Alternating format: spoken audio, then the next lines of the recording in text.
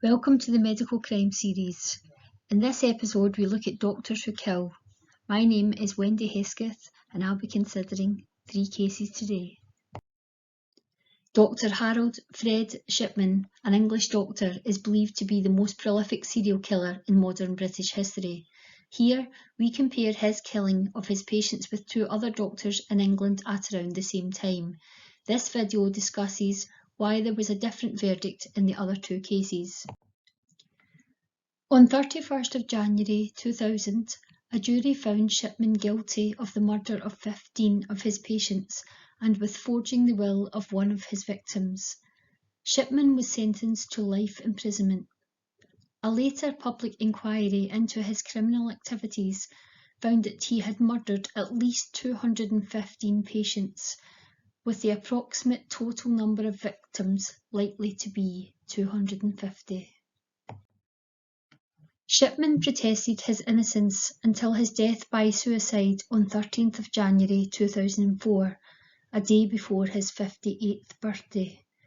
He hanged himself in his cell at Wakefield Prison, West Yorkshire in England. It was Shipman's defence that he did not kill his patients. He claimed not to have administered the fatal doses of diamorphine that killed them, or to even have attended to them at the time of their death. So, Shipman denied any involvement in the deaths of his patients, yet he was found guilty of murder. We will see that in the other 2 cases, both other doctors admitted to killing their patients. In May 1999, Dr David Moore was acquitted of murdering one of his patients, 85-year-old George Liddell, by administering a lethal injection of diamorphine following a trial at Newcastle Crown Court. At his trial for the murder of Mr Liddell, the court heard quotes from a media article that Moore had contributed to. He was quoted as saying, "This week I helped 2 patients on the way to a pain-free release from their painful agony and suffering." He also said, "I probably dealt with about 10 patients a year and have been doing so for the last 30 years. In terms of the last week, I have had 2 patients."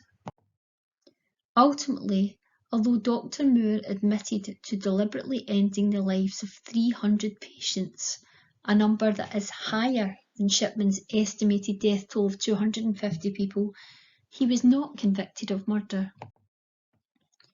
Another former English GP, Dr Howard Martin, was found not guilty of murdering 3 of his patients in 2005. He was tried for the murders of Frank Moss, aged 59, Stanley Weldon and Harry Gittins, both aged 74. A later GMC disciplinary panel in 2010 found Dr Martin had violated the rights of the terminally ill, and the retired 75-year-old GP was struck off the medical register for completely unacceptable treatment of some of his patients. The Fitness to Practice panel found that he had administered excessive morphine to 18 dying patients, which he admitted to. Dr Martin also admitted in a media interview with the Telegraph newspaper that in 2 of the cases considered by the GMC, he had hastened the deaths of patients without their permission. He also admitted that he had hastened the death of his own son, Paul, aged 31, who had cancer. Dr Martin's then wife said in the media that she had not agreed with this. Howard Martin accepted that his public admission could potentially be used against him in a future criminal trial, but he was unashamed of his actions. No further action was ever taken against him. So how did Drs Moore and Martin get away with admitting to killing their patients? Why were they found not guilty of murder?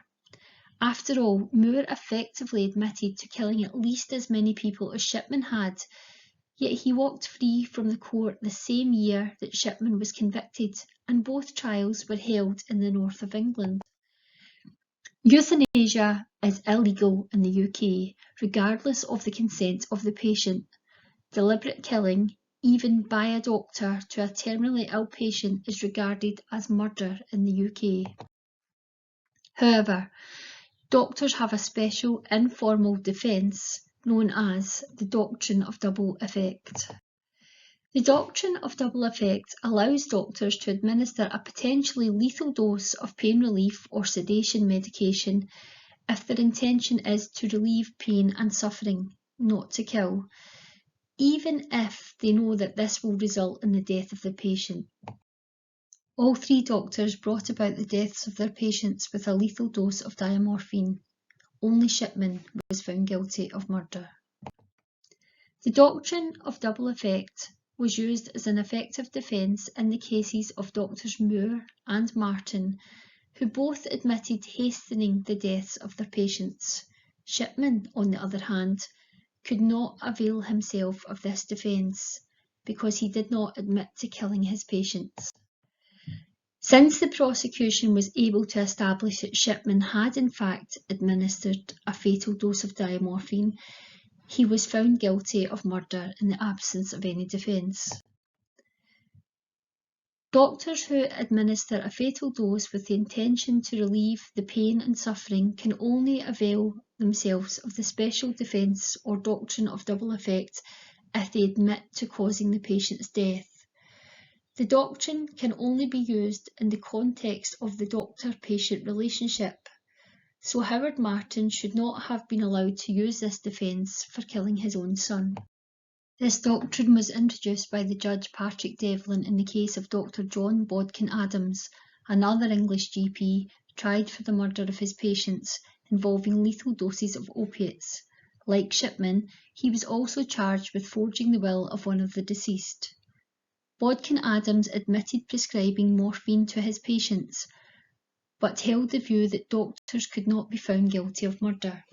He was found not guilty, and the new defence to murder was created for doctors. The trials of Drs Moore, Martin and Bodkin Adams show that doctors will not be found guilty of murder even when they deliberately kill a person without their consent, and even when the person killed is not their patient. As long as they admit to administering a lethal dose and claim it was given in order to relieve pain or suffering, they will have a defence. If, like Shipman, they refuse to admit their involvement in the death at all, they are more likely to be found guilty of murder.